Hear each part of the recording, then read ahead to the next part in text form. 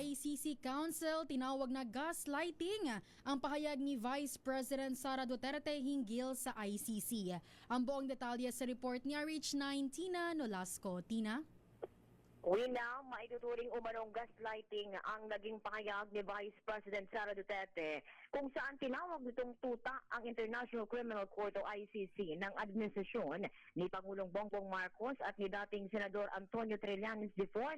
Itong binigyang diin ng ICC Common Legal Representative for the Victims na si Attorney Gilbert Andres matapos maghain ng motion to resolve sa Department of Justice. Ngayong araw, kaugnay naman ito sa panawagan ng mga biktima ng war crimes sa Myanmar kung saan isa siya sa abogado.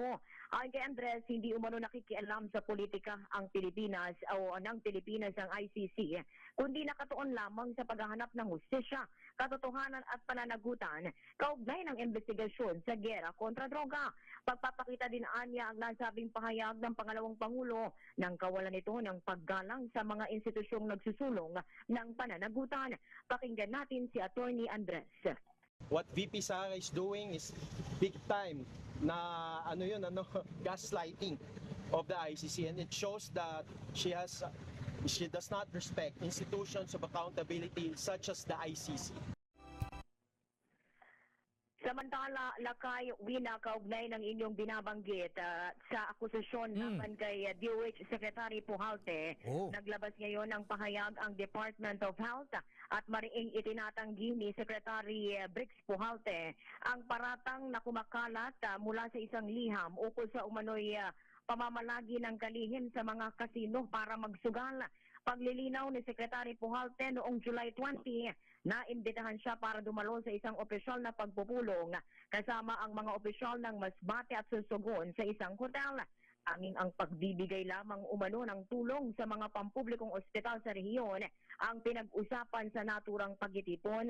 Tiniyak naman ng Department of Health na mananatili itong nakatutok sa tuloy-tuloy na paghahatid ng dekalidad na serbisyong pangkalusugan para sa bawat Pilipino. Tina, noong siya ang chief pa ng orthopedic hospital, government hospital din yan. Di ba siya nagkakasino noon? Oo. Yan yung batay nga doon na Lakay sa dokumento ay yung mga record na umano'y hindi lamang sa Okada kundi sa Soler din daw umano nagsusugal itong si Secretary Pujalte, pero yan ay kanyang itinatanggi dito sa pinakabagong pahayag na inilabas ng kalihim. Abangan na lang natin kung may maglalabas ng picture mula sa Okada, Soler o kaya Resorts World. Ayan. Correct. Dapat may ebidensya. At saka yung gumagamit daw ng fake ID, alias. Oo. Oo. Ayan. Oo. Okay, Lakay at Wina, back to you.